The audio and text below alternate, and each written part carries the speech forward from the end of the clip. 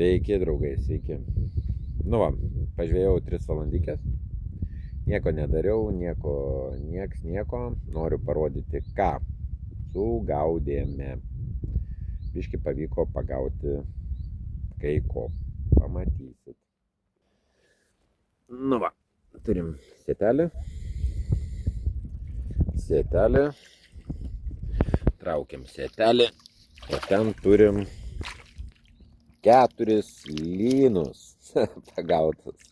Nu, lynukai, aišku, nedideli, bet užtat lynukai kovingi, viską. Tai va tokie laimikiukai, visai smagu. Tai ką mes juos paleisim, chebrytę, apverčiam ir paleidžiam juos gyventi atgal į vandenuką. Tai va, gražuoliai išplaukia, matot? Visi. Ras. Aleinai ir išplaukia. Fantastika. Ir ką, chebrytė, noriu dar kartą priminti, kad vyks YouTube'ės kanale konkursas. Pasižiūrėkit paskutinį mano video YouTube'ėje.